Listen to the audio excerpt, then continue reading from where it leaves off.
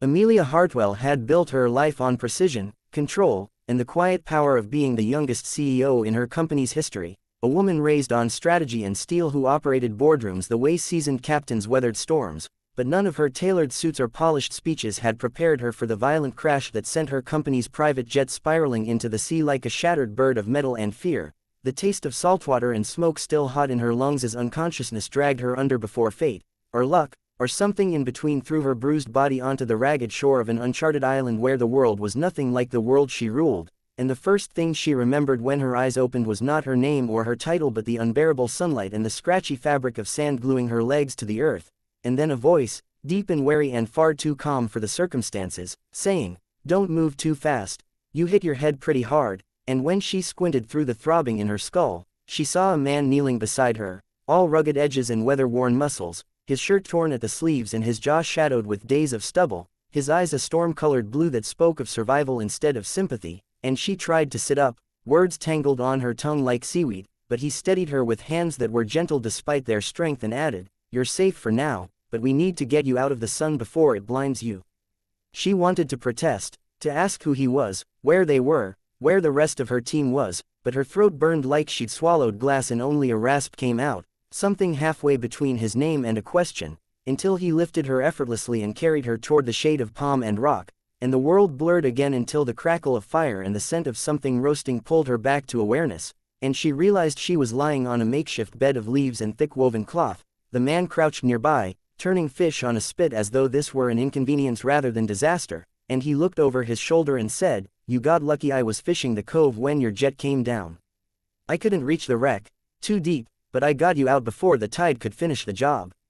She blinked, trying to reconcile catastrophe with his calm, and forced out a whisper that sounded more like a demand, "Where are we?" He poked at the flames and said, "Somewhere off the main routes. I've been here long enough to know no boats pass close and no planes pay attention," and when she stared in disbelief, he added, "Name's Noah. Before you ask, no, I didn't choose to be here and yes, I've tried getting off." That answer unleashed panic in a slow, suffocating wave through her ribs, and she pushed herself upright despite the aching protest of her body, her mind racing with images of rescue teams, satellites, cell towers, anything but this island and this stranger who spoke like this nightmare was permanent. She tried to stand, her legs trembling like branches in a storm, and snapped, "There will be people looking for me, my company, the authorities, search teams," but Noah only watched her with an expression that held no mockery, only a quiet, exhausted realism that made her anger feel childish, and he said, "I hope you're right, but storms hit these waters hard and signals don't get through. Until someone shows up, survival comes first," and she hated that his words made sense, hated that she was suddenly aware of how dry her mouth was, how heavy her limbs felt, how the tropical air clung to her like a second skin, and when he handed her a hollowed-out shell of water, she took it only because her body demanded it, the liquid cool and clean and startling against her lips, and once it eased the burn in her throat, she whispered, "Was anyone else, did anyone make it?" He shook his head once, slowly, and something inside her twisted like metal under pressure, memories of the pilot and her assistant crashing into the silent certainty of loss, but Noah didn't press, didn't offer empty comfort, only said, "Eat. Rest. Then we'll figure out the rest," and though every part of her resisted the idea of surrendering to anything she couldn't control, the exhaustion finally dragged her down and she drifted in and out of uneasy dreams filled with fire and water and the echo of her own helplessness, until the sky dimmed and the stars emerged like holes in the darkness, and she woke to the crackling lull of embers and the distant hush of waves, the air cooler now and heavy with night.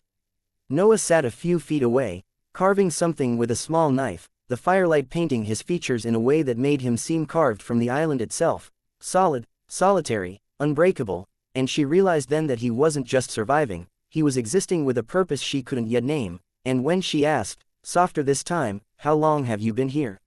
he didn't look at her as he answered, "A little over 3 years," and the number hit her chest like a physical blow, stealing breath and logic and every illusion she'd clung to since waking, and she said, incredulous, 3 years. Alone. He paused his carving and finally met her gaze with eyes that held a grief so carefully buried it was almost invisible, and replied, "Not always alone," and before she could ask what he meant, he stood in motion toward another shelter made of driftwood and leaves, and inside it she noticed a smaller woven mat, a stack of little wooden carvings shaped like boats and animals, and she understood in a sudden, piercing flash that he hadn't chosen solitude, he'd lost something, or someone, and the weight of it still lived in his silence. The thought unsettled her more than the isolation, and as she lay back down on the makeshift bed, she stared at the canopy of leaves above her, her mind racing between disbelief and dread and a stubborn spark of determination that refused to be smothered, telling herself that tomorrow she'd find a way to take control again, to make plans, to get off this island and back to the world where her decisions mattered and her name meant something, unaware that fate had already begun to twist their lives together in ways neither of them could undo. Morning came not with the comfort of routine but with the cries of seabirds and the rustle of leaves stirred by a humid breeze, and Amelia woke to find Noah already on his feet, dragging a net from the shallows with practiced strength, his movements economical in a way that spoke of long habit rather than hope, and she forced herself upright, wincing at the stiffness in her muscles, the bruises along her ribs, the dull throb still haunting her skull, but she refused to let pain define her, not when she had built an empire on refusing to yield to anything, and she approached him with a forced resolve, saying, "I need to see the crash site," her voice steadier than she felt, and he glanced at her with a look that held both caution and curiosity before nodding once and saying, "After we eat. You'll need your strength," and though she bristled at the implied instruction, she followed him to the fire pit where he handed her a portion of roasted fish wrapped in broad leaves, and the flavor shocked her with its simplicity, her hunger overriding her pride for the first time since she'd landed here, and as she ate, she studied him covertly, noticing the scars on his forearms, the way his hair curled slightly at the ends from the salt, the quiet vigil in his posture that spoke of someone who expected danger even in peace, and she finally asked the question that had hovered between them, "You said you weren't always alone. What happened?" His jaw tightened almost imperceptibly, and he answered with a calm so controlled it bordered on silence, "My daughter was with me.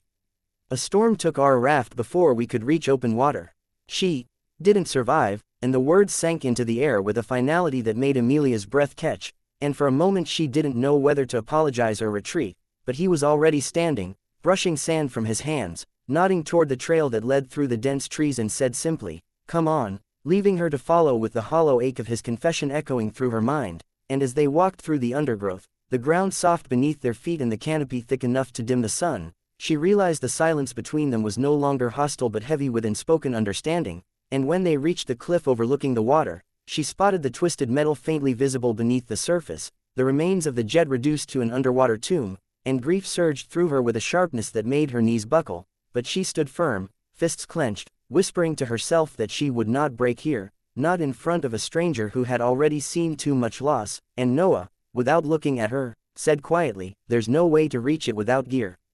Whatever you lost down there is gone," and she wanted to scream that she couldn't afford to lose anything, not time, not people, not control, but the words tangled uselessly in her throat, leaving only the truth she had never allowed herself to speak. Without her world of structure and power, she was just a woman standing barefoot on the edge of nowhere with nothing but fear in the company of a man whose strength made her feel fragile in a way she despised.